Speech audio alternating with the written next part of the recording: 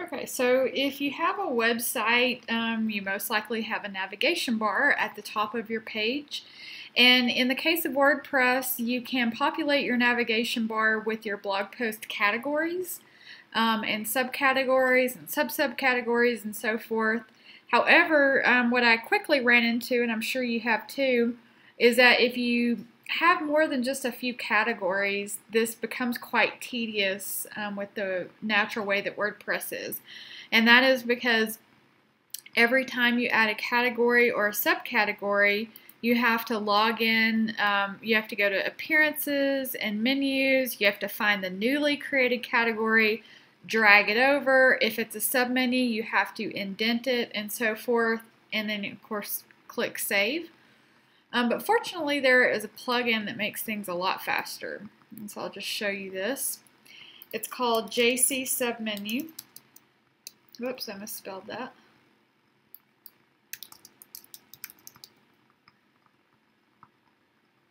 And so you'll need to install this and then activate this. And then once you do so, you'll just go back over to Appearance and Menus.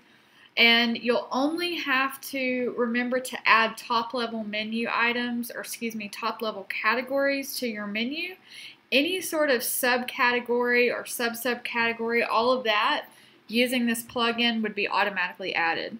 Now in my case that works perfectly because I'm only going to have maybe 10 or less top-level categories, probably not that much, but I'll have all kinds of subcategories underneath those. So I'll show you how you do this. First, you can create a new menu.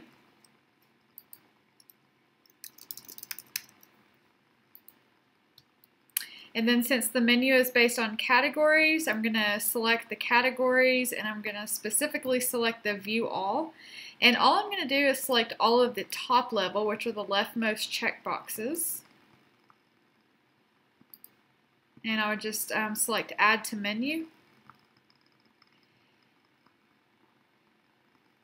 And then I would take a moment to make sure that these are all in the order that I want them to appear on the web page. The top means left and the bottom means right. And so in this case, everything actually is the way I want, but if it's not, you can just drag and drop. So once I've got those ordered, then I'm going to select for each of these four, I'm going to select the drop down and select the checkbox that says JC Submenu. And in my case, since I'm populating based on category, then that would be taxonomy. And I would just double check the drop down says category rather than tags.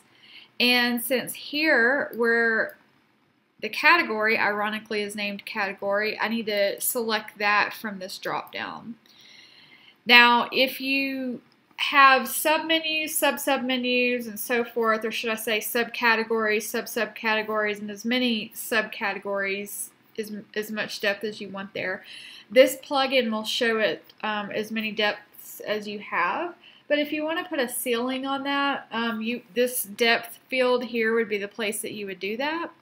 And then also, one thing that I really like, and I was pleasantly surprised about this plugin, is even if you do not have a blog post associated with the created category, it will still show up in your navigation bar. However, if you don't like that, then you can just select the Hide Empty Terms. So once we've done that for this first category, let's do it for the second category. Just essentially rinse and repeat.